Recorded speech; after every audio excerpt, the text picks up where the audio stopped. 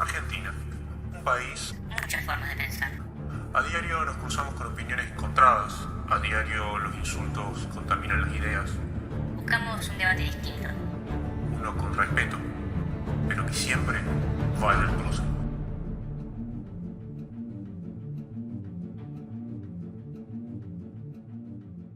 Bueno, muy buenas tardes, mis queridos oyentes, espero que muy bien. Yo honestamente por mi parte estoy cansado, podría decirse asqueado, porque hasta el día de ayer yo realmente tenía un poco de esperanzas, todavía me quedaban un poco de esperanzas. Nos hemos bancado muchas cosas en lo que va del año. La cuarentena más larga del mundo, la disolución de equipos anticorrupción de la AFIP, los incontables contradicciones del presidente, sus discursos incontables con tintes socialistas y populistas que día a día nos dividen más, las chicanas en el Congreso y en los anuncios presidenciales, el atropello a la Cámara de Diputados por parte de Massa, las más de 90 muertes por violar la cuarentena, la injustificable reforma judicial, Alberto hablando del papelito de las estadísticas en vivo, y si de estadísticas hablamos no nos olvidemos de la cantidad de veces que otros países tuvieron que salir a desmentirlo porque la información que daba no era verdadera. A principio de año también hubo otro ajuste a los jubilados, se continúan liberando presos. Y por si fuera poco, en esta semana le dieron prisión domiciliaria a Lázaro Báez y casi al mismo tiempo detuvieron al Presto por, entre muchas comillas, amenazar de muerte a la vicepresidenta de la Nación. Creo que nos hemos bancado demasiadas cosas, la verdad que me hartaron. Me corrí, porque creo que hablo por varios. Nos hartaron. Fruto de eso sale esta nueva sección en el programa en el cual nos vamos a enfocar en distintos grupos de ramas políticas. En el día de hoy vamos a hablar, nos vamos a centrar en la economía, y para hablar de este tema traigo a Jeremías Tarán. ¿Cómo estás, Jerem? ¿Todo bien? ¿Cómo estás, Vélez? Y nos acompaña también Enzo Montoya. ¿Cómo estás, Enzo? Hola Vélez, gracias por invitarme. Bueno, para empezar me gustaría arrancar con vos, Enzo. Quería que me comentes, como nos habías recomendado al principio, este tema fue propuesto por ustedes. Contame cómo viene afectando la cuarentena a la economía del país. Bueno, hay que tener en cuenta igual que si queremos hablar de economía en Argentina no es solamente este periodo del año, porque vos tenés que ver también todo lo que pasó hace varios años, el gobierno anterior y etcétera.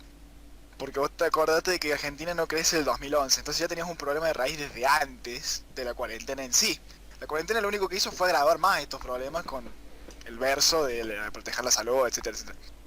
Pero vos en abril tuviste la mayor caída de producción de la historia desde que hay registros, del PBI, perdón. Entonces, claramente vos cuando cortás la producción y cortás el empleo, vas a generar una dependencia. Y ahí está el problema más grande de esta cuarentena en la pandemia. Ya tenés muchísima gente en Argentina que depende de cierto modo del Estado. Sí.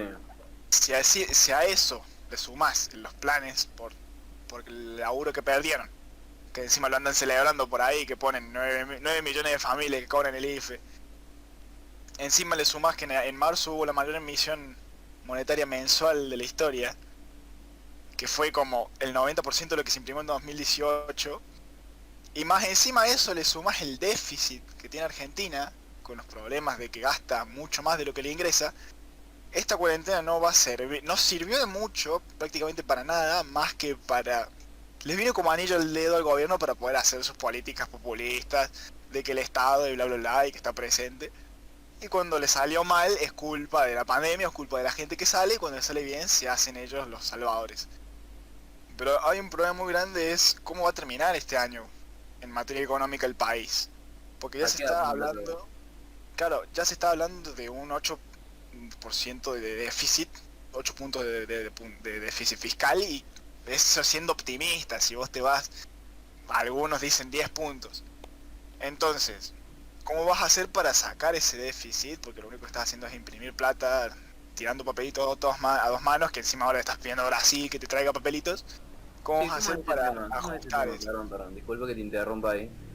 ¿Cómo es ese tema de que, según leí un poco ahora, vamos a estar imprimiendo billetes de 1000 en Brasil? ¿Cómo es eso? Sí, creo que son unos, a ver, me fijo, 400.000 millones de pesos creo que son. 400.000 millones de billetes, perdón. De billetes de 1000 pesos desde Brasil.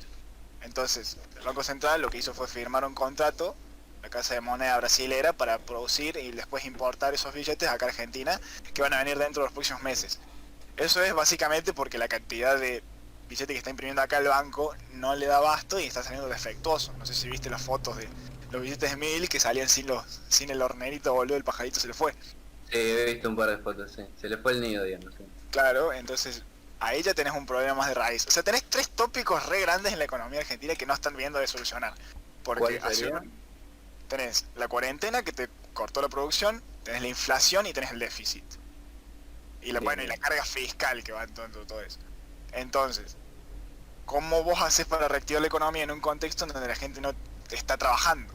Y en donde vos cada vez tenés más carga fiscal y estás teniendo un estado más grande y gente y un sector público cada vez más grande que se absorbe a ese sector privado. Según el IARAF, el Instituto de Análisis de Argentino de Análisis Fiscal, la cantidad de gente que está en el sector público, en comparación con los años anteriores, es más o menos la mitad o el 60% antes de estar en el sector privado. Y como pierden el trabajo tienen que ir a algún lado, porque la gente tiene que comer, y se van al sector público. Entonces yo no veo ningún político ahí arriba que esté tratando de a ver cómo ajustamos para poder empezar a crecer, porque el problema no es la deuda, el problema es el déficit. Sin déficit no sacas deuda. Entonces Bien. yo no veo ningún político que esté diciendo, mirá, tenemos que ajustar 12 puntazos, porque vas a quedar con un déficit de 10 puntos, ponele, o 8 o 10, y encima tenés que subir, necesitas superávit para empezar a pagar la deuda. La verdad que hace un año que se viene reestructurando la deuda, haciendo la negociación, Sí, y no se viene dando ningún indicio de algún plan económico. Es como, ¿qué van a...? la reestructuración de la deuda, ¿qué nos garantiza? A ver, hace unos días saltaron, creo que no sé si leí en Ámbito por ahí, que gracias a esto de la reestructuración de los 60.000 millones de dólares creo que son, que los patearon hacia 2020 y pico, bonos. Sí, para el próximo presidente que venga se lo tome de lleno, digamos. Más o menos. O sea, esto les permite en cierto modo a poder reactivarse un poco más en el mercado argentina porque no tiene tanta deuda pisándola. Entonces es probable, como dijeron algunos, que el dólar baje un poco o que se empiece a mover un poco más las cosas, porque van a poder sacar créditos, etcétera. El tema es que la idea, ya tuviste 9 defaults, entonces en algún momento vas a tener que terminar de pagar la deuda. O sea, hay una deuda argentina que se terminó de pagar este siglo, que era del 1916. Entonces Argentina es como la campeona en default. Claro. Bien, bien. Ok. Mencionaste recién que, no sé si Jere quiere mirar un poco de lo que estábamos hablando, perdón. No, sobre todo en el tema económico dejo que Enzo se explaya. Ok. Te quería preguntar un poco por qué se afirma tanto que Alberto no tiene un plan económico, más allá de que él mismo dijo en su momento que él no creía en los planes económicos y bueno, luego demostró, si no me equivoco, que tenía un guía, creo que era que estaba destinado a Sí, construir la- sobre Claro, tenis, algo así, escuché hace poco. es que Alberto tiene muchísimas contradicciones que no sé si las hará a propósito, no creo, sino que porque el chabón no se da cuenta. Pero a ver, dijo que eran un gobierno de científicos, ahora el chabón dice, no, me hicieron una carta astral y estoy destinado a construir sobre las cenizas. Entonces, son como algunas boludeces que decís, macho, la gente está cagando de hambre, por favor, metele pila, ¿entendés? Bien. Entonces, volviendo un poco, alejándonos de el humor, ¿qué medida ha tomado, digamos? O sea, como, entre comillas, ¿qué plan ha adoptado el gobierno para reactivar la economía? A ver, por lo que tengo entendido, ninguno. O sea, quieren activar la economía y todavía no se reactivó. con respecto a a los meses anteriores se está activando por una cuestión de que vos tuviste una cuarentena muy estricta en la que gente no podía salir. Entonces, ¿hay más consumo? Sí, comparado con qué mes y con los meses anteriores. Porque en los meses anteriores le caía la producción, cayó como la mitad más o menos, y la industria también, y el PDI también, y todo cayó. Salvo los sueldos de los políticos, lo demás todo cayó. Entonces, Claro. hoy es verdad que aumentó el consumo, pero la forma en la que un país crezca es siendo productivo. No hay otra. Es mi opinión, dejando el libre mercado actuando. Es lo que yo creo, si no, no estaría acá, ¿viste? Pero también Es es la lo que solución. es lo que yo, bueno, o sea, es lo que yo creo en base a las estadísticas que yo veo. Vos tenés la evidencia de los países libres. Ahora, puedes debatir por qué. Eso sí, te lo puedo tomar, que puedes debatir por qué. O sea, la evidencia está, ahora tenés que ver si querés esa evidencia o no. El problema es que lo que quieren hacer, que la otra vez leí por ahí, que no sé si una de los ministros de que estaban ahí creo que lo leí en Infobae, Bien. dijo que teníamos que reactivar la economía con el consumo y mediante el gasto público. Y esto es algo que también dijo Alberto antes, a la hora de entrar en la política. A la hora de entrar a la campaña, él dijo, yo le voy a meter plata al bolsillo de la gente. Y eso es mentira, no puedes meter plata al bolsillo de la gente, porque la plata no es riqueza. Entonces vos si metés plata en el bolsillo de la gente le estás quitando, porque estás haciendo inflación y estás devaluando su moneda, entonces vale menos. Entonces no le estás ¿Cómo metiendo plata. funciona? Disculpa que te interrumpo ahí, ¿no? ¿Cómo funciona este tema de la inflación? Así brevemente, ¿me lo podés explicar? La inflación teóricamente es el aumento de circulación de la moneda en base a una retracción de la demanda. O sea, para hacértelo simple, hace cuenta que vos estuviste laburando todo un mes en una mina de oro para conseguirte tu oro, y después con ese oro vos lo podés intercambiar por pan, porque el oro es un metal valioso en la sociedad en la que se comercia. Ahora imagínate que vos salís y empieza a llover oro. Entonces tu trabajo vale, porque el oro ya no deja de ser un producto valioso porque abunda en todos lados y ya no requiere esfuerzo para hacerse. Con los Bien. papelitos pasa más o menos lo mismo. Si vos tenés muchos papelitos y la gente no los quiere, no los valora porque no hay producción, y vos no tenés dónde importar, dónde meter esos papelitos, esa plata, dónde invertirlo, la gente no lo va a querer. Por eso vas a tener mucha gente que está yendo al dólar y por eso está metiendo cepo, porque en cualquier momento las reservas del banco se van a cero. Entonces, vos, cuando Fernández te dice hay que meterle plata en el bolsillo de la gente, sí, yo estoy de acuerdo, todo el mundo le gustaría tener plata en el bolsillo. ¿Cómo haces? ¿Imprimiendo? No le estás metiendo plata en el bolsillo de la gente. Ahora, mediante el gasto público, entonces estás generando más trabajo público que se financia con impuestos, y cuando los impuestos no alcanzan porque tenés una carga impositiva muy alta, entonces generas una parte en negro del laburo, etcétera. Pero encima gastás más de lo que te ingresa, tenés que financiarlo con emisión. Entonces, de una u otra Claro. forma, estás devaluando tu moneda. Terminó siendo contraproducente todo lo que ha hecho el gobierno hasta ahora, entonces. Más o menos, o sea, siento que Fernández tiene su...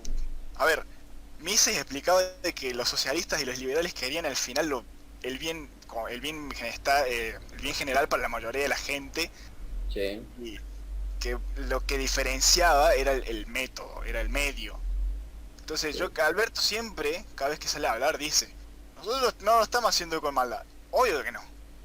El tema es que el chabón o se está haciendo el pelotudo, o es un títere, o no encuentro otra explicación. Porque ¿te crees que el chabón no sabe que imprimir plata genera inflación? Se lo explicó como 5 veces en la tele. ¿Te crees que no estaba en contra de Cristina, de decir que criticaba al Banco Central, a los sindicales como Moyano, ponele? Si el chabón en la tele salía a hablar, y ahora el chabón está haciendo todo lo contrario. Entonces, es como, el chabón siempre fue peronista, él mismo lo dijo. Pero la medida económica del peronismo siempre fue la misma, meter gasto, qué sé yo, que a su vez es keynesianismo puro. Entonces, yo no estoy viendo una solución coherente a largo plazo, porque te dicen, bueno, hay gente que no tiene que comer, hay que imprimirle plata y meterle a ver, sí, mañana vas a tener 2, y así, porque no estás viendo una solución a largo plazo. Y más encima tenés gente que quiere laburar y no puede, bueno, según Alberto sí, porque no hay cuarentena, pero ponele. Y encima tenés un sector de la población que está en negro por la inmensa carga tributaria que hay. Que a pesar de que hay países que tienen más carga impositiva que nosotros, ponele Noruega, en Sí. carga impositiva a los productos por empresas somos la más alta después de la isla de Comoros en África. Entonces vos me estás diciendo que activando el gasto público vas a activar la economía, y me parece que se te va a ir todo al carajo en un año. Se te viene de Bien, ahí. yo- Bien, bien, bien, bien. Ok. Estamos en la B, digamos. Más o menos. Hace poco estaba viendo un pequeño clip en donde el periodista Santiago del Moro le solicita, le pregunta al presidente, no le pregunta, sino que le comenta acerca de que surgió una moción para que los políticos se bajen los sueldos. ¿Eso Sí. Creo que lo vi. Sí, sí. aliviaría, digamos, la carga? O sea, ¿ayudaría la economía del país? Depende cómo lo hagas. O sea, vos para bajar los impuestos tenés que bajar el gasto. No te sirve de nada si bajas los impuestos y seguís aumentando el gasto como hizo Macri. No te sirve. Entonces, si ellos bajan los impuestos a la vez que se bajan el sueldo, seguramente la carga impositiva baja. Pero es que vos tenés que ver mucho más allá de eso. Porque primero que Alberto Fernández habla de renunciar a los privilegios que algunos se den, y después él y la vicepresidente ganan fortuna y tienen un patrimonio neto de $3 millones, $3 millones y no sé cuánto más con las hijas y los hijos, etcétera. Entonces va mucho más allá de eso, porque primero que vos tenés un salario muy grande en los políticos, que de hecho había un economista que salió a hablar en Crónica hace unos meses, que no me acuerdo el nombre, que se llama Juan y algo, que es amigo de Adorni. Bueno, ese chabón dijo, todos los que ganen 200.000 pesos para arriba, hay que cortarlo a la mitad. Y esa plata hay que mandarla a los sectores de gente que no tiene. Y otro punto es la inflación. Tenés que cortar la inflación de una vez. No puede ser que seamos uno de los países con más inflación del mundo, cuando todo el mundo ya sabe cuál es la receta para la inflación. Entonces, volviendo a lo que decía de Fernández, o sea, ayudaría, pero tenés que hacer un cambio mucho más grande y mucho más estructural. Porque el Estado gasta ineficazmente un montón, que creo que son... En América Latina es el sector que más gasta al pedo plata, según el BID. Nuestro país. América Latina es el sector, el continente que más gasta, más derrocha plata. Dentro Bien. de eso, Argentina tiene 7 puntos del PBI que se llama filtraciones. O sea, plata que no llega de las inversiones, etcétera. O sea, plata que se la roban. Entonces, O sea, ¿cuánto ¿qué nos tenemos, sobra? perdón? 7% del PBI total. 7% del PBI. ¿Qué pasa? Según el banco, ¿Se borra? no llega. O sea, se llama filtraciones porque es una plata que nunca llega, tipo, que se filtra, se la chorean. Se básicamente. desaparece, digamos, mágicamente. Claro, es alguien se lo- como que hace puff. Mira, Entonces, vos ya gastás mucha plata al pedo. O sea que no necesariamente necesitas aumentar el Estado para poder administrar la plata mejor. Solo necesitas que la gente se ponga las pilas. Y más allá de eso, tenés un montón de cargos públicos que están al pedo. En Rosario hay un ministerio, un monumento a la bandera, donde hay 3, o no me acuerdo si 2 o 3 mayordomos, boludo.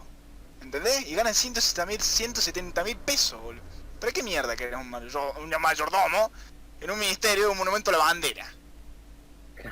¿Entendés? O sea, está bien. es como, ahí lo son entiendo. muchas cosas que se pueden tocar.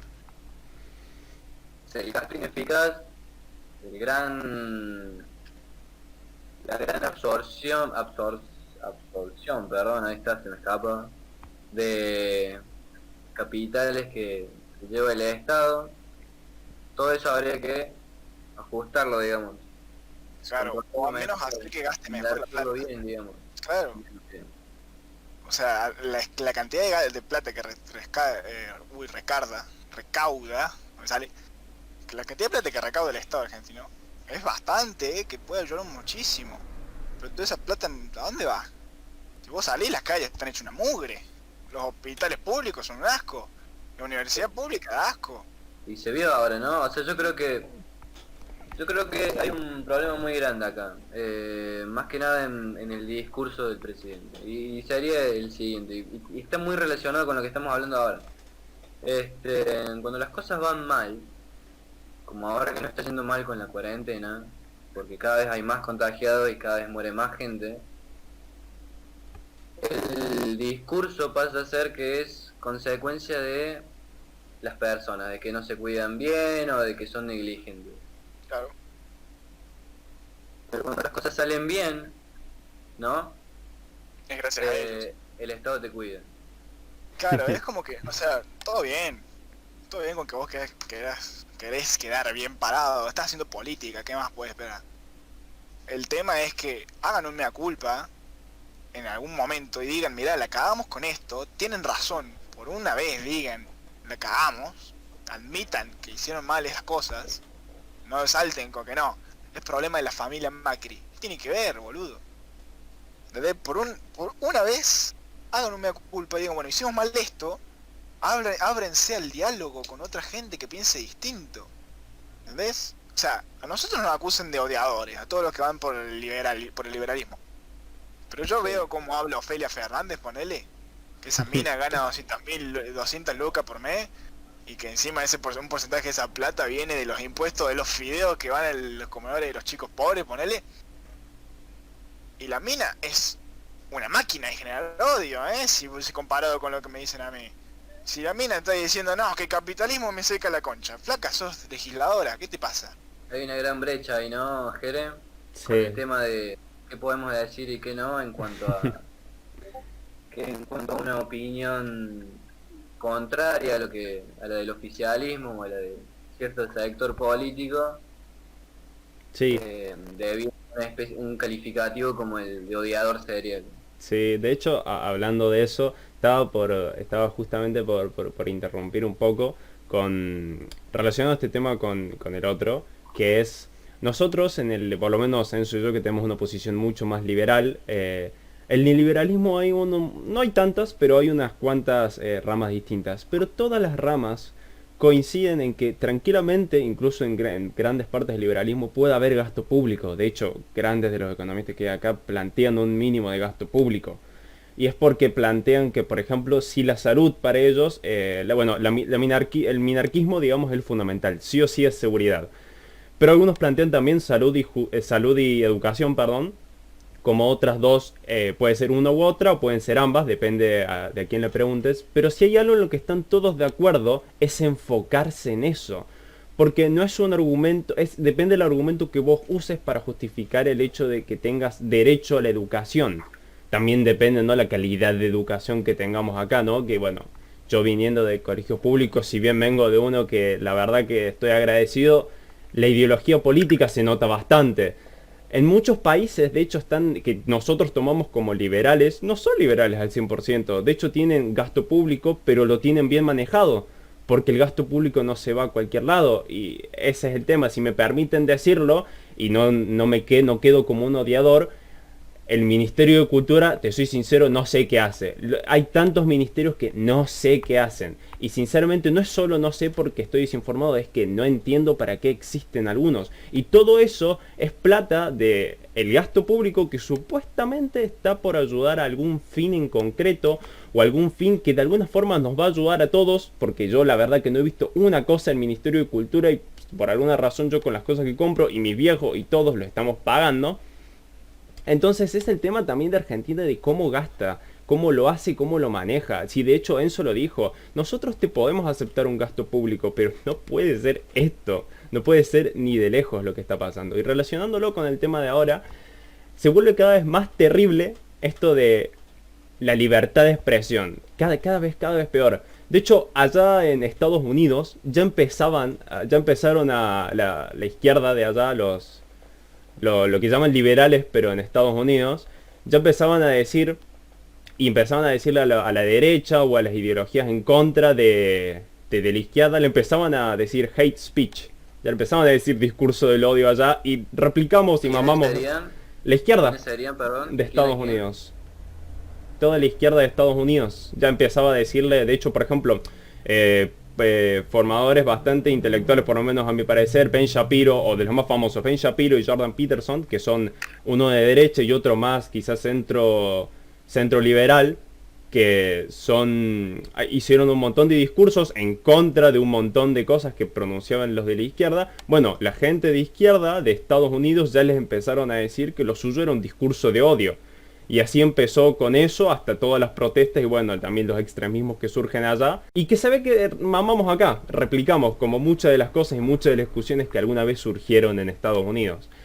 Con el discurso de odio es tremendo, simplemente tremendo. De hecho, hoy estaba hablando, y para incluir un familiar, hoy estaba hablando con mi madre, y ella me estaba justificando también porque para ella lo del Presto sí era discurso del odio, por lo menos era bastante facho de su parte.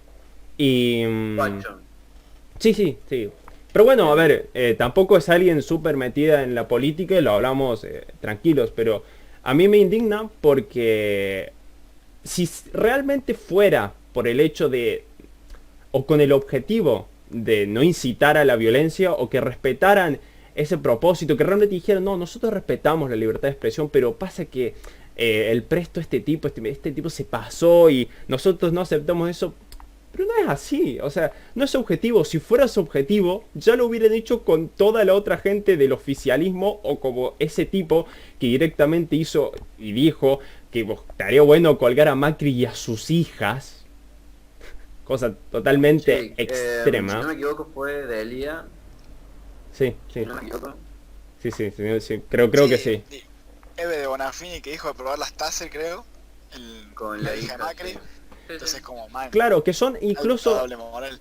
claro, que son incluso amenazas físicas incluso más certeras, que hasta ahí te puedes decir, bueno, aún así es el tema de entender en qué contexto estamos hablando de libertad de expresión. Una frase muy interesante que dice Jordan Peterson, que es este tipo que da un montón de discursos en contra de la izquierda en Estados Unidos, es que en orden de pensar lógicamente, en orden de tener un pensamiento crítico, tienes que tener la posibilidad de ofender.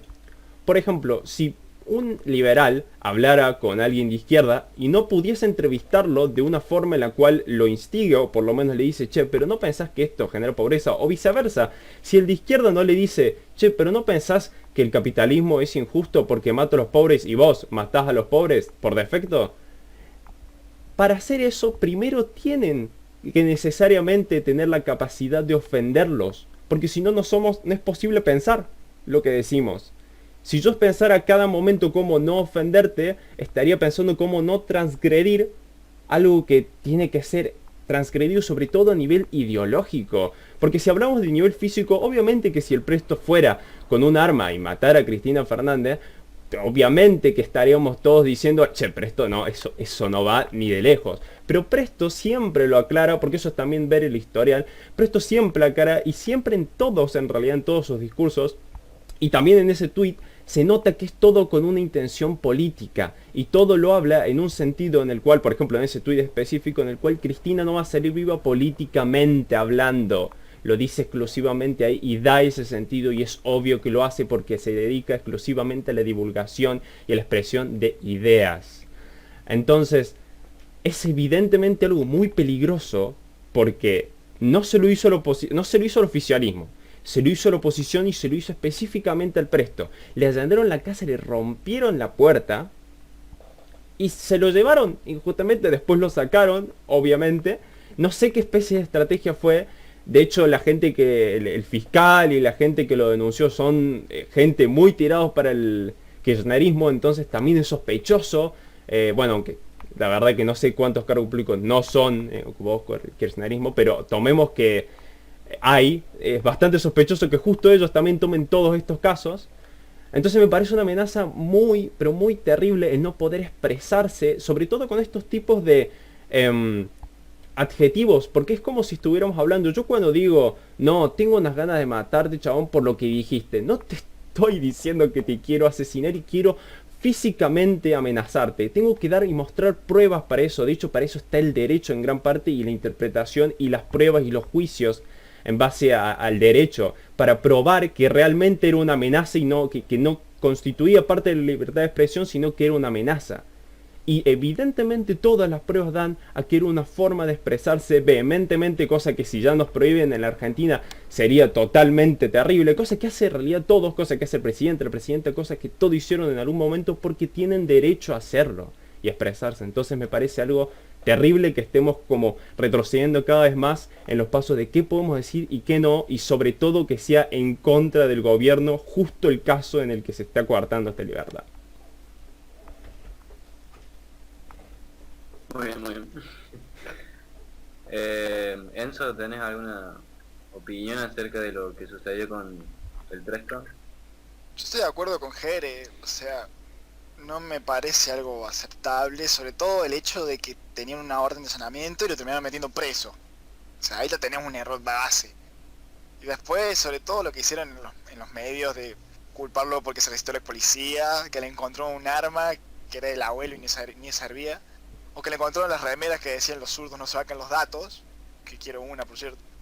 Entonces, me parece bastante hipócrita, o sea, critican a la gente que piensa diferente porque sí, no tienen una razón lógica, por puro fanatismo, o sea, siguiendo el razonamiento de que no, amenazó a Cristina, flaco, Cristina dijo a Bullrich que le iba a matar, que una hija de mil putas, entonces anda y decirle, oh, no pinta lo que hiciste, vas en cana, no lo tocan, ¿entendés?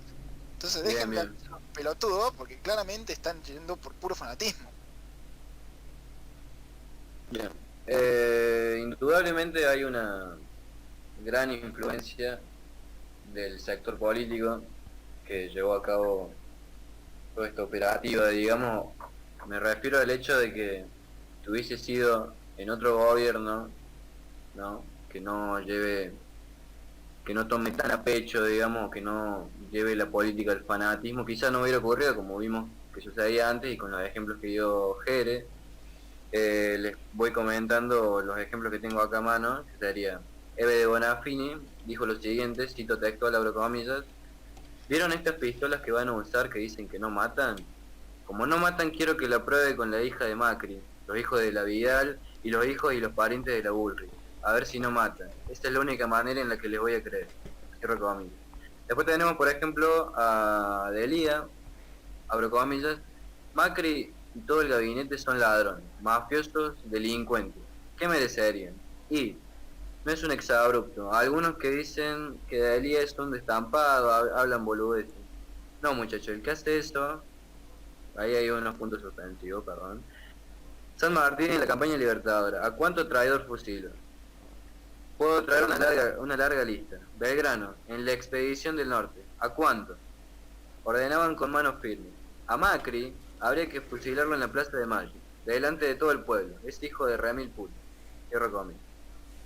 Después tenemos, por ejemplo, al Juan Pablo el Pata Medina, el ex titular de la UOCRA. Dijo, abro comillas: Macri fue un vendepatria, tiene que estar colgado en la Plaza de Mayo, cierro comillas. ¿Qué hay de distinto, digamos? ¿Qué hay de distinto con el tuit del Preston? O sea, lo único que noto yo de distinto, o Jere, ¿querés hablar, me parece? No, decide, sí, yo después. Lo único que hay de distinto acá es quién estaba arriba, digamos. ¿Se entiende? Sí. O sea, acá podemos hacer el paralelismo y darnos cuenta cómo ha ido decayendo la libertad de expresión, porque en un momento, si unos, creo que nombré tres referentes muy importantes, por cierto, pueden decir esto a viva voz frente a una gran cantidad de personas y nada sucede, eso está bien, eso es lo normal, ¿no? O sea, eso debiera ser lo normal y debiera ser así siempre. En cambio ahora, cuando arriba hay otras personas, no sucede esto. ¿Qué pasa? O sea, ¿cómo llegamos a este punto? Y sinceramente yo creo, y justo estaba pensando en eso. Yo creo que es una cuestión, con lo mismo que dije antes de que mamamos de la izquierda de Estados Unidos, de realidad de cualquiera de discusiones y debates, temas políticos, pero sobre todo de la izquierda de Estados Unidos. Hay algo que en Estados Unidos pasó un montón y de hecho sigue pasando, va evolucionando cada vez más, lo vamos a chupar acá o lo estamos chupando cada vez más rápido, si no me equivoco, y es el tema de la sensibilidad social y la sensibilidad política, lo políticamente correcto.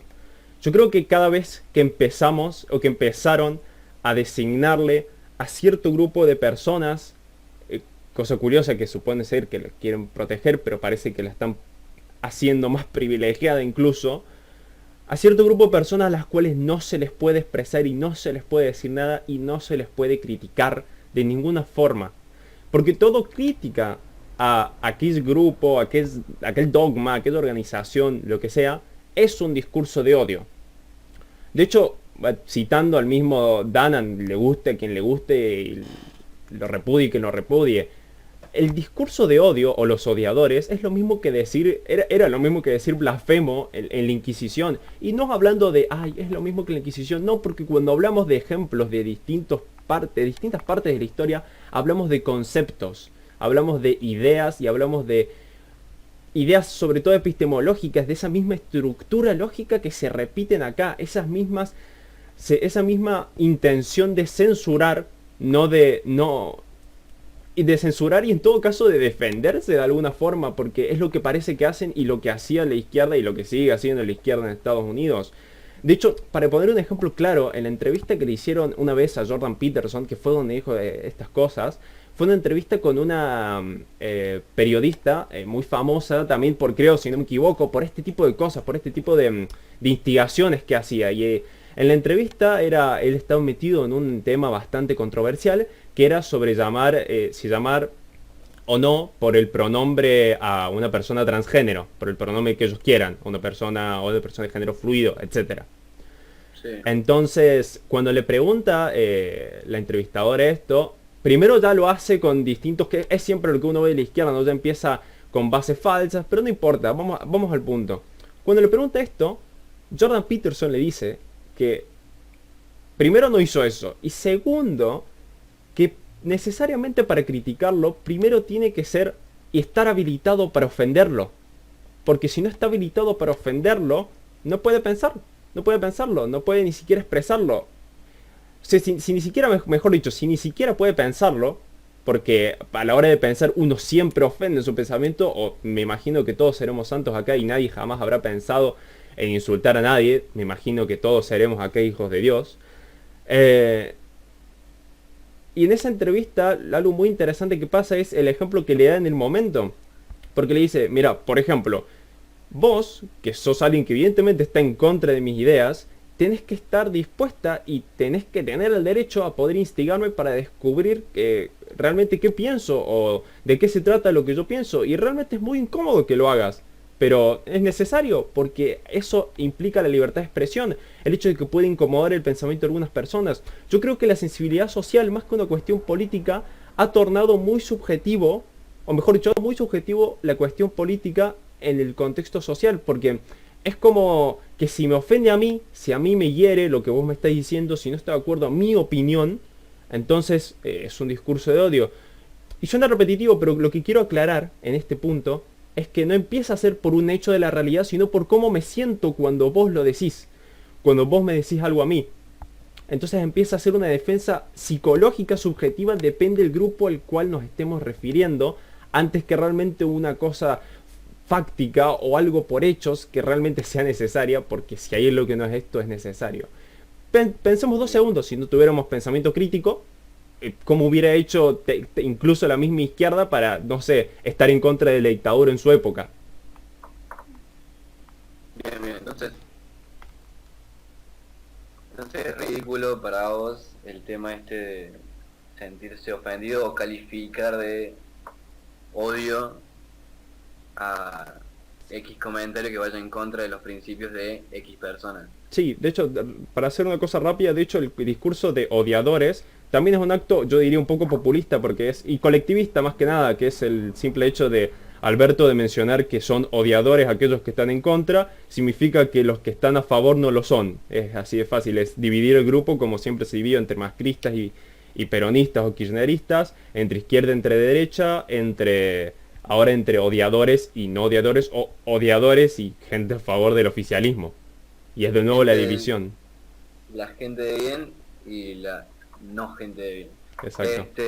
Es realmente uno de los recursos del populista, dividir a la población justamente con el fin de controlar aquella sección, aquella parte, aquel sector de la población que dice el gobernante representar, y termina así generando una gran discordia entre la propia población, entre los propios ciudadanos, ¿no? Y algo que ha ido acrecentando esto en los últimos días ha sido la constante mención del presidente acerca de la opulencia de nuestra capital.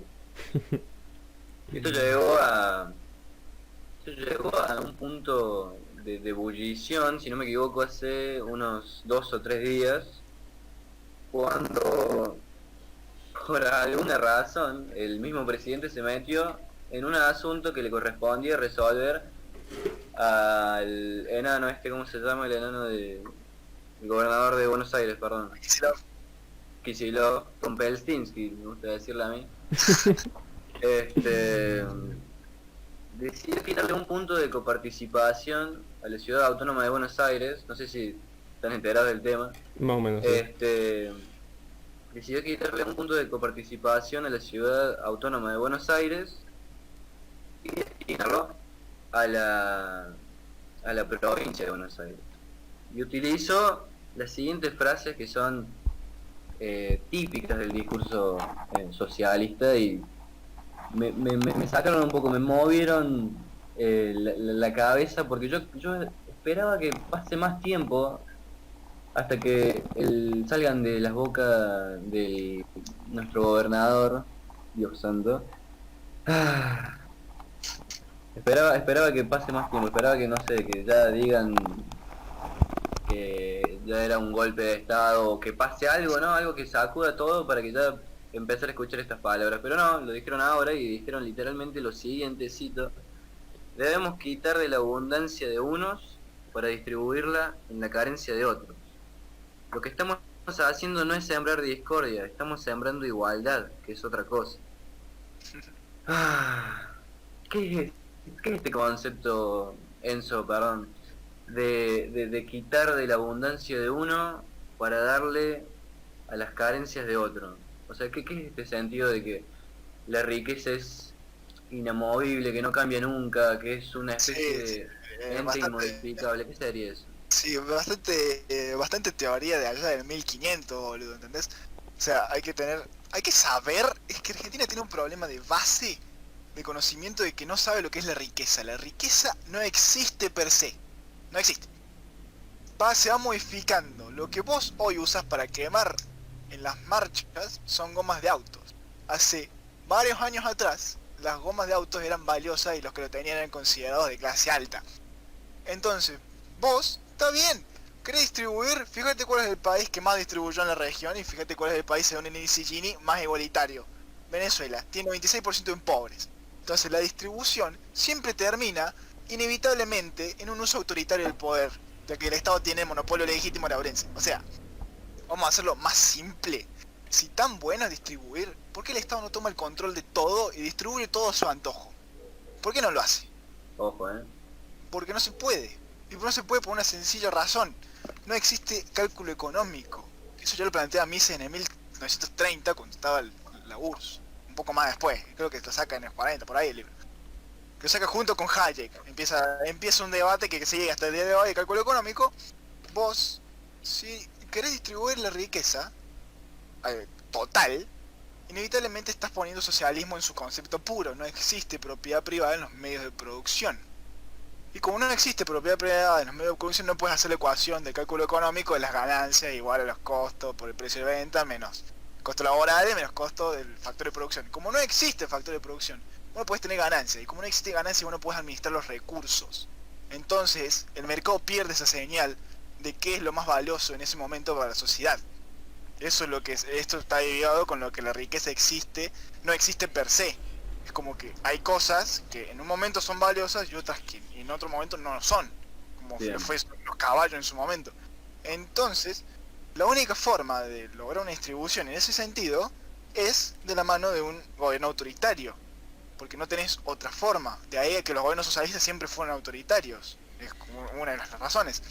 Pero más allá de eso, es lo que estaba diciendo antes. Primero que la desigualdad no es el problema, el problema es la pobreza. Casi. Si vos pudieras multiplicar el ingreso de todos los habitantes de la Argentina por $10.000, seguirían estando todos desiguales en proporción a como están antes, pero todos vivirían mejor, porque dejan de ser pobres. El problema está en la pobreza, no en la desigualdad. Y cuando vos decís, estamos celebrando igualdad, es lo que te decía antes de que agarra la maleta y ándate por Uruguay, porque en cualquier momento te la quitan a vos, ¿entendés? Y ya te la están quitando con todos los impuestos que hay, para empezar. Y segundo, van a empezar a aumentar la carga, quieren aumentar más impuestos. El hijo de Cristina, que es un chabón que no laburó en su vida, que hizo la carrera de periodismo deportivo, no la terminó y después se colgó de la teta del Estado. El chabón está jugando a la Play todo el día y el chabón te dice, no, yo hablo en nombre de los trabajadores y quiero poner un impuesto a los ricos. Un impuesto a los ricos, man. Que no lo hace ningún país del mundo, o lo hacen 3 países locos y que no sirve para nada. Ese es justamente para poder ayudar a todos los planes, etcétera, etcétera. Eso, mi teoría, es que van a usar esa plata para financiar la reforma judicial. Porque ¿de dónde vas a sacar los 12.000 millones de pesos para la reforma si no hay? Pero más allá de eso, vos le quitaste a la ciudad de Buenos Aires 30.000 millones de pesos para distribuirlo con el gobierno de la provincia en la policía. Y es lo que te venía diciendo antes. ¿Por qué no hacemos un ajuste? O sea, te hablas de renunciar a privilegios, que Cristina tiene un patrimonio neto de 3,7 millones de dólares, que es lo que declarado, se piensa que es más, porque tiene como no sé cuánta propiedad privada sin declarar. Claro. ¿O por qué no hacen un ajuste de arriba? Y con eso ayudan a pagarle. ¿O por qué no mejoran el sistema de seguridad, que es una mierda? ¿Entendés? O sea, siempre los que están arriba se las dan de salvadores y se las dan de que estamos haciendo las cosas bien. Estamos haciendo todos iguales. Como si fuese que todos seamos iguales, fuese algo bueno, ¿viste? Pero la única igualdad que yo defiendo es la igualdad ante la ley, y ellos están haciendo una igualdad a través de la ley, que ni siquiera es legítimo, es algo inconstitucional. Entonces, mi opinión es que esto es otro acto de, no sé si decir socialista, pero no sé ni qué mierda son ya, pero están derrapando fuerte. Entonces tienen que ponerse las pilas, abrirse al diálogo con la gente que piensa distinto, porque Fernández ya lo dijo. Sí, nosotros hablamos con todos los que quieran, pero los que están de nuestro lado. O sea, no te van a llamar un Milei, porque Milei le va a decir, pero no sos vos, rajá. ¿Entendés? Bien, bien, bien. Se van a ir a los que les dicen, no, tenés que hacer esto. Es como Keynes, que era el psicólogo de los economistas, porque decía, no, de los políticos digo, tenés que imprimir, no pasa nada, les decía. Porque podés financiar todo con la emisión. Y así le fue. Y así estamos así. Bien, ok. ¿Cuál sería la...? A ver, no, vamos a ir para este lado primero. Estuvo bien, o sea, está justificada, perdón, la intervención del presidente en este asunto. Cualquiera de los dos, no sé quién quiere hablar de este tema. Si querés darle Enzo a esto.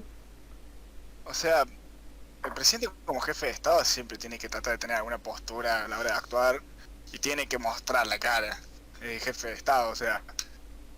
A ver, pero yo creo que podrían haber formas mejores de hacerlo. Pueden haber formas mejores de solucionar estas cosas. ¿Entendés? Es como que por decreto el chabón ordena que plata de acá vaya para allá, como a ese le dé la gana, y después la reta se enoja, que bueno, por fin se enojó el chabón, que lo estaban bulleando cada 2x3, y bueno, algo salió a decir, pero yo sinceramente opino de que pueden haber otras formas para resolverlo y que sean mejores. Porque el presidente lo único que está haciendo es cada vez abrir más la grieta. El chabón cada vez está metiendo más un discurso ahí de que ustedes son los malos, nosotros somos los buenos. Cuando es lo que él justamente venía a cerrar. Bien, No bien. sé, Hay una... hay mejores formas de hacerlo. Jere, ¿querías decir algo? Sí, qué sé yo, como para transmitir algunos de los conceptos es relacionado con la riqueza y relacionado con esto. El problema no es la riqueza en sí, es como dijo Enzo, el problema es la pobreza. El tema no es hacer y que haya gente menos rica, sino que haya menos pobres. Pero parten de la base en la cual los ricos son unos capitalistas degenerados, unos tipos opresores. También yo creo incluso malinterpretando cosas que dijo Marx, por lo poco igual que he leído de él. Pero volviendo a la idea de acá y tomando esa, es que siempre tienen el mismo concepto, es tomar plata de acá y mandarla allá. No hay un plan. Y es lo mismo que dijiste cuando tuviste la pregunta, no tienen planes. El plan es el de siempre. O sea, si hay un plan, mejor dicho, es el de siempre, que es poner plata de acá y ponerla acá. Sacar plata de acá y ponerla acá. ¿Por qué? Porque tienen el monopolio de la fuerza. Y porque pueden hacerlo si quieren. Y nos dimos cuenta, justamente con este decreto, y con las razones para este decreto, y la justificación, sobre todo con la cantidad de tiempo que se mantuvo, y las cosas que dice, que evidentemente el monopolio de la fuerza y el uso de estos decretos, que son anticonstitucionales de alguna forma, o que más que anticonstitucionales, porque están en la Constitución, eso me entera, están en la Constitución, más que anticonstitucionales, pueden violar todos los derechos de la Constitución con el simple hecho de tener una buena, supuestamente, razón. Y no la tienen la mayoría, y nos hemos dado cuenta de que el presidente en cualquier momento puede hacer cualquier cosa mientras un poco de la opinión del oficialismo no diga, hey, te estás zarpando, cosa que rara vez va a pasar, y parece que lo están haciendo paulatino para que la misma gente del oficialismo no se dé cuenta de lo que se está metiendo. Porque yo creo que también eso hace mucha gente, simplemente ignora, simplemente dice, no, pero ¿cómo vas a decir que eso es? También es lo mismo que... Todo está relacionado con todo, casi te diría, porque es lo mismo que dijimos antes de la libertad de expresión. ¿Cómo me vas a decir que esto puede llegar a ser una dictadura? Estás exagerando, estás diciendo cosas... Pero no te estamos diciendo porque seamos unos odiadores seriales, porque queramos que arda todo en llamas. No, no, no. Es todo lo contrario, porque queremos que no arda nada en llamas. Te estamos previniendo de que no queremos que haya una guerra, no queremos que haya un golpe de estado. Y esperemos que no pase. Perdón, disculpa. Sí, sí, sí, sí. Ahí, a eso iba. En base a qué, digamos, en base a qué puntos podemos ir asegurando que vamos hacia una especie de estallido. Más allá de Porque... lo económico. Hablando de lo social y después que Enzo me comente un poco de lo económico, así retomamos un poco. Listo. Bueno, yo diría que los puntos principales, bueno, también retomando lo que me preguntaste antes de lo... Bueno, hablando de lo que habló Enzo, directamente es eso, no tienen un plan. Y volviendo al tema de del estallido, es lo mismo que dije antes. ¿Qué pasa con el tema que no tengan un plan y que no tengan realmente una cosa bien planeada o justificada?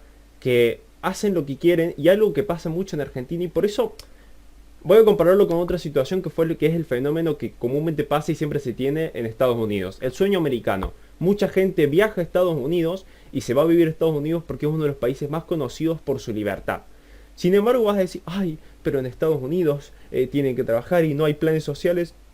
La mayoría de gente que viaja ahí es porque no quiere planes sociales. Es porque está harto de dictaduras, está harto de que le quiten la plata cuando quieren, está harto del capricho de sus gobernantes, o directamente de dictaduras como pueden haber más en China o en Corea del Sur, ¿era? Sí, creo Corea del Sur o del Norte, no me acuerdo cuál era. Del norte de la Del norte. El tema es que son los mismos pasos siempre que están aquí y que estuvieron allá, los mismos que están acá. La gente acá no es que... Y yo creo que la mayoría no es que se sienta coartado de la libertad porque, ay, vos querés tener tanta ganancia. No, simplemente quieren no morir de hambre o quieren tener una paz, quieren tener una seguridad de algo.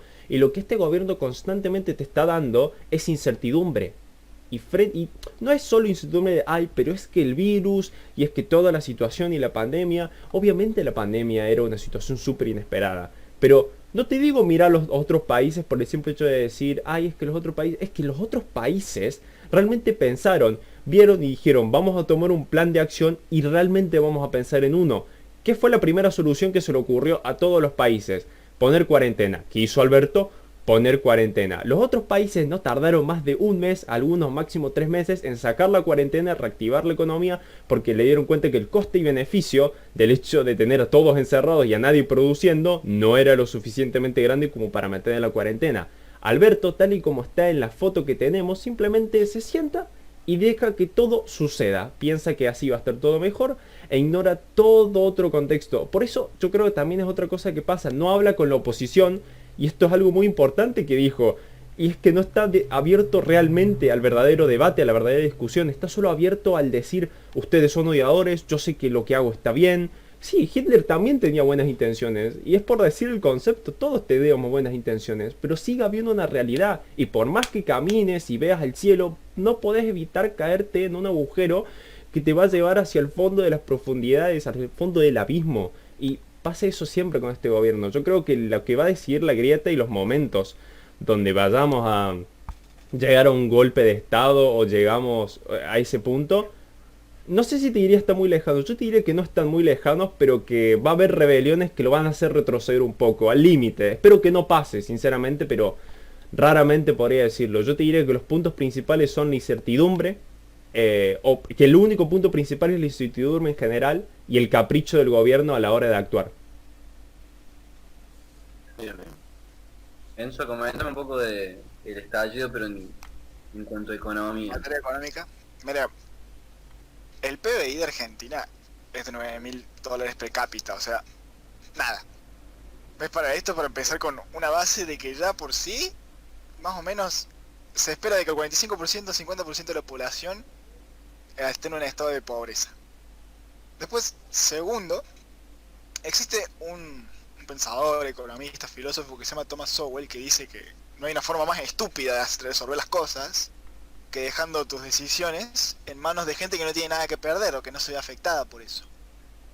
Si vos tenés en cuenta de que la economía no viene creciendo desde 2011, le estás dando a la maquinita como un enfermo, tenés un déficit que no hay forma de financiarlo a menos que subas impuestos o de emisión, porque ajuste ni hablan. Y encima de que tenés gente pobre, gente que no puede trabajar, que no llega a fin de mes, yo no sé si llega un golpe de estado como tal, pero sí es verdad que la gente en las calles se está movilizando por una cuestión de que están hartos. O sea, tenés que tener en cuenta de que la gente todavía tiene en el recuerdo el 2001, con la famosa frase de que se vayan todos, y encima están haciendo, en materia económica, está explotando de igual forma que pasó en el 2001. Que la gente te dice, no, explotó por la convertibilidad, porque el gobierno neoliberal de Menem, bla bla bla, cuando si vos ves la cantidad de gasto público que tenía Menem en comparación a la de hoy, o sea, las mismas medidas son las mismas medidas justamente. Entonces yo no sé si va a explotar el país como un golpe de estado como tal. Yo no lo creo, porque muchas de las ideas que se fomentan a la hora de salir a la calle, por todo esto que te dije, de que el país está cayendo en picada, y más con esta cuarentena, me parece a mí de que con todas estas ideas de libertad y qué sé yo, no creo que toda esta gente haga un golpe de estado, porque no es lo que prefieren. No creo que sea la solución. Ahora, sí es verdad de que hay muchísima gente que está manifestando en las calles, hay como un estallido ya en contra del gobierno, porque obviamente hay gente que está cansada y se está dando cuenta de que están haciendo las cosas para el culo, no están solucionando nada. Y el mismo presidente está saliendo a decir de que no, de que esas son gente de mal, porque vamos a hacer un banderazo de bien después cuando esto termine, no sé cuándo va a terminar, acá a 3 años más o menos, como viene la cosa. O que los que gritan nunca tienen razón, dijo también en una cadena nacional, creo. Entonces, y eso también está encendiendo más la mecha, la llama, ¿entendés? Porque es como que la gente está diciendo, no me estás dando bola lo que te estoy diciendo, bueno, es algo nuevo. ¿Entendés? Es como que Fernández está cerrando su propia ideología. El chabón no quiere hablar con gente que piense distinto a él. Y si decir, bueno, pero está con Larreta. Y Larreta, con todo el respeto que le tengo, porque el chabón tiene ideales bastante parecidos, se está dejando boludear como un campeón. Entonces, me parece de que si el Fernández sigue como sigue, no empieza a escuchar lo que está pidiendo el pueblo, sobre todo porque encima tiene la otra parte del pueblo que le dice, ay sí Alberto, dale, vamos, te voté por aborto legal, pero me lo cajoneaste un año, bueno, no importa, te espero el año que viene, ¿entendés? Va. Está bien. Entonces la brecha, digamos, la grieta no se basa en algo de el que tiene, el que no tiene, el que está a favor, el que está en contra, sino, digamos, sería algo ya más, como escuché hace poco, cultural, ¿no? Sí, yo opino eso. Yo opino que la grieta es moral, una cuestión de vos defendés a la gente que labura o defendés a los que están arriba. Yo creo que la grieta es de nuevo el mismo, lo que se llama no es colectivismo sino tribalismo, que es que vos sos parte de una tribu y yo soy parte de otra tribu, entonces vos reunís una de las características de la otra tribu y yo automáticamente me posiciono en la tribu contraria. Si vos decís, che, no, yo la verdad tengo un pensamiento más de libertad en cuanto a lo personal, en cuanto a los valores, etcétera, y ves a alguien de derecha que tiene algo lo contrario, automáticamente te pones en la izquierda. Es un tribalismo en el cual ninguna de las dos ideas es como que se fueron reuniendo, creo, históricamente características que defendían una y otra, y en vez de ponerse en un pensamiento crítico de esto es lo que hay que hacer por esta y esta otra razón, se puso de esto es lo que hay que hacer porque lo hice la derecha, porque lo hice la izquierda, porque yo tengo razón o porque yo no tengo razón, o esto está incorrecto porque lo dijo la derecha, o yo lo que hago está bien porque la derecha lo hizo o porque la izquierda lo hizo. Entonces yo creo que la grieta es un tribalismo, más que nada, que es el que siempre tuvimos. Y sí es algo moral, como dijo Enzo, porque vuelve al tópico que siempre entendemos en Argentina, de que por alguna razón el que más tiene siempre tiene que darle por deber moral y de forma totalmente altruista al que menos tiene, como si no ayudara o como si no invirtiera ya en el país. Y bastó creo esta moral como para incentivar a gente como Alberto y ahuyentar a bastante gente con plata. Así que creo que si consiguieron algo, consiguió lo de la grieta fue eso. Pero si tomaría que es algo tribal, algo más de tribus y también algo moral. Sí, encima ten en cuenta de que la la pandemia y la cuarentena le vino como anillo al dedo. El chabón se excusa todo lo que está pasando. No, es por Sí. por la pandemia, es por el virus. No puedo abrir la economía, discúlpame. Flaco, la economía está cerrada hace 70 años más o menos. Entonces, tipo, estamos en los puestos más bajos del Heritage Foundation en cuanto a libertad económica. Ni con Macri, que tanto dicen que fue neoliberal, pasamos del puesto 145. Entonces, me parece que se están haciendo los boludazos porque obviamente, cuarentena o no cuarentena, pandemia o sin pandemia, no van a abrir un carajo. Sí, yo creo que le sirve mucho más de excusa y le sirve mucho. Yo creo que es lo peor que nos puede haber pasado a la pandemia por el gobierno que nos tocó, más que por la situación que pudimos haber vivido. No sé, castigan las importaciones, ponen IVA a todos los precios, pero ellos pueden comprar plata donde quieran. Los políticos también están excusados de un montón de impuestos. Ajustan precios en cuarentena. Que pagaban ganancias. Quieren reactivar la economía cerrando negocios porque supuestamente tienen un precio injusto, ignorando totalmente las leyes de oferta y demanda, tomando como si el precio fuera el objetivo, cosa que no es, por lo mismo que ya explicó antes mucho Enzo, y es que el precio depende del valor que uno le dé a una cosa. La plata no es valor, o sea, la plata no es valor en sí, la plata está en relación a algo. Entonces, en general yo creo que este gobierno fue el que hizo la crisis y no tanto la pandemia. La pandemia pudo haber sido una de las causas principales, pero te diría que fue el gobierno manejando la pandemia antes que la pandemia en sí. ¿Le conviene al gobierno entonces continuar con estas medidas? Sí. Yo opino que sí, pero porque no tienen ni idea de qué hacer. O sea, no hay un plan para salir, digamos. Claro, porque saben de que les da un pánico bancario y en un mes se le duplica la cantidad de plata en circulación y ahí te fue la inflación, ¿eh? Y no Sería tienen similar idea. a 2001, digamos. Peor, porque yo vi mucho que hacen esa comparación. No, peor, Peor porque en base a qué. primero porque tenés la pandemia y la cuarentena. Segundo porque la base monetaria es mayor, entonces la inflación puede llegar a niveles mucho más altos. Y con la caída de producción y la caída de la productividad, más encima la deuda que tenés encima y el déficit, puede llegar a tocar unos niveles bastante altos de pobreza por la dificultad que va a ser salir del pozo este de carga fiscal. Es como que se amontonaron varias cosas. No solo el 2001 fue un default, no solo por eso, sino que encima acá tenés, aparte del default, tenés la cuarentena, tenés el déficit, la inflación, etcétera. Entonces, si explota como dicen que puede explotar, además de todo eso le tenés que sumar la hiper. Y si llega a pasar una hiper va a ser peor que en 2001. Y algunos dicen que puede ser la peor crisis de toda la historia, sobre todo por un pánico bancario que pueda haber. O fuga de capitales, como le dicen, entre comillas, o sea que la gente saque la plata de acá porque se les va a la mierda. Muchos de los que pueden ir se van a ir, obviamente. Entonces va a dejar el país en un nivel de productividad muy bajo, con un peso muy devaluado y hay una pobreza bastante alta.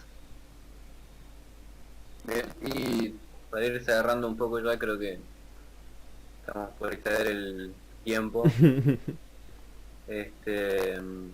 ¿Qué medidas podrían alivianar este gran choque que teóricamente vamos a recibir el próximo año? Y yo opino de que vos tenés que tratar de...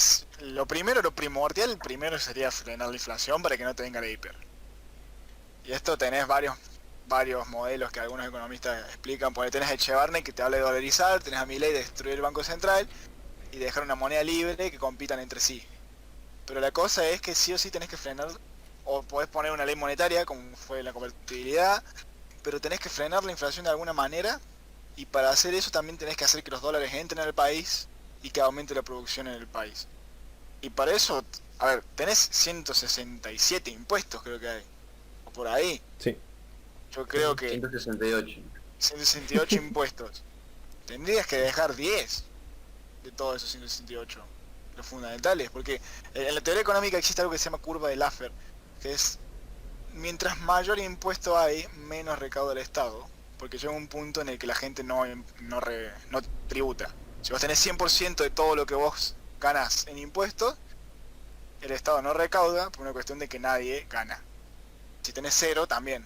La idea es llegar a un equilibrio en el que mientras menos impuestos tenés, o tenés muy pocos, que sean accesibles para todos, todo el mundo va a poder entrar en un trabajo en blanco y pagar lo que corresponde tributar.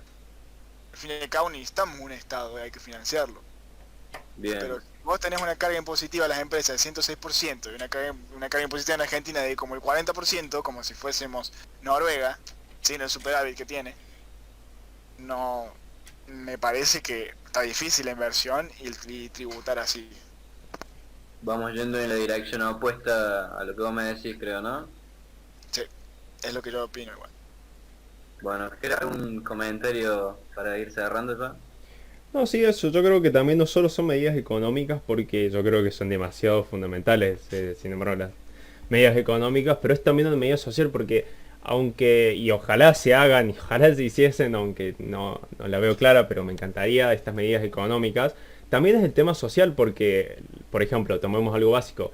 ¿Qué cosa afectó mucho en esta pandemia? La cosa que vos dijiste al principio, la cantidad de casos de gente que estaba saliendo a X lado y le rompieron la bici, le incautaron la bici,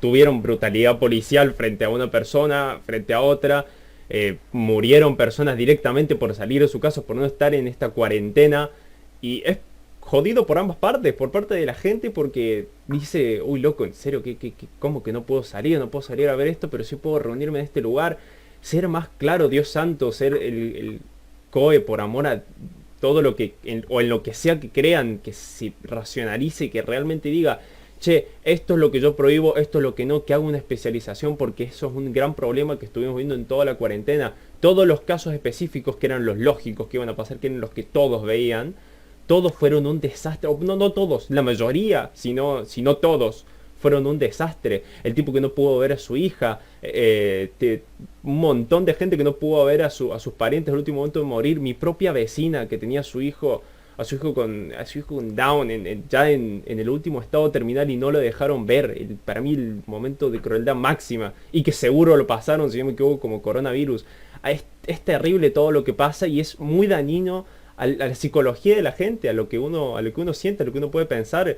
Y también incluso hasta tomamos la brutalidad policial, hasta para los policías. Si los policías les dicen que tienen que detener a las personas que no están por barbijo, pero por la calle pasan 100 personas sin barbijo cada tanto y no saben de dónde vienen, ¿cómo van a accionar a los policías? Es la base de las cosas, y las órdenes que dicen son ilógicas y no pueden ponerlas en ejecución porque no se aplican en un contexto real. Entonces las medidas también principales serían para mí totalmente en lo legislativo y no en una reforma judicial, sino en una reforma del decreto y de lo que realmente está permitido no hacer y de lo que deberían realmente hacer con esta pandemia, que es liberarla, porque vamos a convivir con el virus quién sabe cuánto tiempo más, y no seguir esta cuarentena, como dice bien Milei, cuarentena cavernícola. Sí, hay que tener en cuenta que también, o sea, yo ya no me creo ese chamullo de que es para preservar la salud. O sea, al Sí. principio te lo tomaba, o necesitabas una cuarentena de un mes, ponele, para poder administrar el sistema de salud, para concientizar a la gente, para que se higienice, etcétera, etcétera. Para ver qué pasaba. Pero después tuviste 243 millones de casos de depresión nuevos, no estás cumpliendo todos los requisitos o todas las recomendaciones por si tenés un ataque, un infarto, o enfermedades, por ejemplo el ejercicio, porque ir al gimnasio también te hace bien a la salud, no sé si sabían, o juntarte con tus amigos también te hace mejorar la salud. Entonces ya no es una cuestión de, che, estamos cuidando tu salud, es porque no tienen idea de lo que van a hacer. Y cuando vos regulás algo, se va a crear una parte negro, digamos, supongamos el ejemplo del mercado. Si vos regulás una parte del mercado, vas a tener esa parte del mercado negro. ¿Qué está pasando? Lo mismo. La gente está buscando la forma de, ilegalmente, entre comillas, salir a hacer su vida normal, porque es su vida. Si el chabón quiere salir y se quiere contagiar porque sabe lo que implica salir, problema de él, ¿entendés? Si aparte que se quejan del sector del público, de que si el 70% de las camas están en el privado. ¿Quién de acá no tiene una prepaga? ¿Entendés? Aparte con todo lo que cuesta ese sector privado, ese sector público de salud, ¿no te crees que si lo eliminaran por la gente podría pagar su propio sector privado en la salud? O lo mismo con la educación. Entonces te estás metiendo un chamullo bastante grande para lavarte la cabeza, porque yo tengo gente cercana que me dice, no, pero es una situación en la que no puedes salir porque el virus te mata. Flaco, el virus tiene 0,5 de letalidad. Acá en Argentina tiene 2,1 porque hicimos las cosas por el culo, ¿entendés? Pero el virus ese no mata nada. Y la mayoría de la gente que murió por el virus era gente muy mayor. No estoy diciendo gente de 60 años, estoy diciendo gente de 80 y pico, casi 90, con enfermedades respiratorias. Solo un 5% de los casos fue estrictamente por coronavirus. Y más encima de que la mayoría de la gente que se muere porque otra cosa le ponen como coronavirus, porque sí, porque son órdenes del COE. Y eso lo he leído, no tengo una fuente así oficial que le haya salido al Ministerio de Salud a decir eso, pero he leído testimonios de gente de medicina que te dicen, hay una mano negra metida ahí que está metiendo muchos casos como si fuesen de COVID y no lo son. Entonces, esto en cualquier momento va a explotar si siguen así. De alguna forma, aunque la abran a la cuarentena porque ellos quieren y porque dijeron, bueno, ya está, también te va a explotar si no tenés forma de poder organizar la economía. Entonces, es bastante complicado. Este año en Argentina va a dejar muy mal parado a este gobierno. Y el año que viene hay que ver qué hacen. Porque si esto sigue así, no sé cómo va, hasta 2023 no sé cómo va a durar. O capaz que es tan malo la gestión que en el 2024 tenemos un presidente que piense completamente distinto. Ojalá. ¿Es la cuarentena la que hace que el gobierno sea malo o es la epidemia la que demuestra las carencias del gobierno? Yo creo que un poco de las Epidemia. dos. O sea, yo creo que el gobierno es malo, porque administra mal las cosas. Y más encima, esta pandemia lo dejó como en un contexto en el que tenían que administrar las cosas mucho mejor. Y están haciendo medidas de pánico porque no tienen ni idea qué hacer. Hay un infectólogo, creo que es de Londres, del Reino Unido, que se llama Mark Woolhouse, que dijo, la cuarentena fue una medida de pánico y hay que sacarla ya, porque está haciendo más daño que el propio virus. La cantidad de gripes en el Reino Unido fue mayor que los muertos por coronavirus, ¿entendés? La tasa de suicidio, la tasa de depresión. En Australia se va a aumentar el 50% de todos los suicidios, se prevé. ¿Entendés? Es como una cuestión, che, vos decís que estás cuidando mi salud, pero estás haciendo bosta a la población. Sobre todo con el encierro, Claramente. Con el cierre de la economía y el trabajo. Totalmente. Bueno, ¿Querías decir algo? sí, la última cosa ya para cerrar. Sí. Cualquier persona que nos esté escuchando y que haya llegado al final, que ya me sorprendería bastante si es de la ideología contraria, y si no, es una persona muy paciente, y lo agradezco también, hable con nosotros. Es que es simplemente el hecho de... Nosotros nos afecta mucho, no es solo el hecho de lo que es el gobierno, sino de lo totalmente negados que está la gente a favor del gobierno de escuchar a los que estamos en contra. De simplemente decir, no, vos sos zurdo, ibas a decir. Vos sos de derecha, vos sos un explotador. Basta de falacias de dominen, basta de caracterizar, por favor y por amor de Dios, lo que nosotros, y creo que incluso tanto este canal, que es el que dirige Vélez, también impulsa mucho, es la cuestión de el pensamiento crítico, la libertad de expresión, el punto de debatir, de enfrentarnos, de tener conflicto para sacar mejores soluciones y no para dejar uno por encima del otro, para romper a uno y destruir a uno, para que quede totalmente desarmado. Porque siempre que se intenta eso, se termina haciendo cualquier cosa ilógica, cualquier cosa.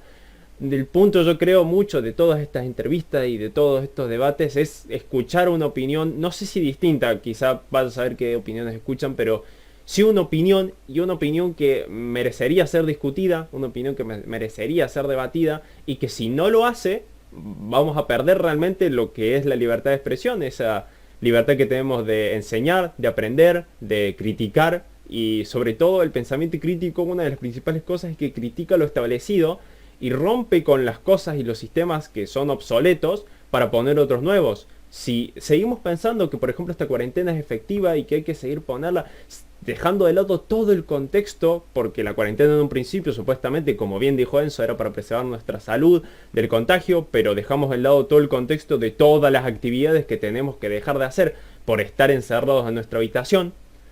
Si dejamos dedicado todo el contexto, nunca vamos a poder realmente formar una idea racional. Entonces, por favor, les pido a quien sea que lo esté viendo, tanto de nuestro como del otro lado, y sin poner, o mejor dicho, sin poner lados, la persona que sea, que piense, simplemente piense y vea ambos puntos, y discute y decida, pero que vea ambos puntos y no los vea desde el ojo de, es el de derecha, este hijo de puta. Y como nosotros intentamos no hacer, ah, ese es de izquierda, ah, este hijo de puta. Si dicen algo lógico es distinto a que si es de izquierda o no, o que porque sea de izquierda, lo que dice es ilógico. Perfecto. Comparto totalmente lo que dijiste, hay que debatir las ideas y no las personas. Es una frase que de verdad se me ha quedado grabada y representa lo que busca este canal. Bueno, nos vamos a ir despidiendo ya, creo que... ¿Cuánto tiempo llevamos, Jere? No sé, pero no quiero ver. Bueno, espero que les haya gustado esta sección. Esta es una sección nueva del cruce. Ha salido un poco improvisada. La idea es un poco esa, que sea más versátil todo. Y bueno, esto va a ser un poco distinto al debate porque nos vamos a enfocar solamente en un determinado sector, digamos, de la política. En este caso me acompañan dos liberales amigos, que ya nos vamos a ir despidiendo. Saluda, Enzo, por favor, a nuestros oyentes. Gracias por invitarme. Un gusto. Jere. Muchas gracias por invitarme y los que están escuchando, si llegaron en serio a este punto por escuchar, la verdad me parecen personas muy pacientes. Bueno, hasta la próxima, nos encontramos en el mismo canal.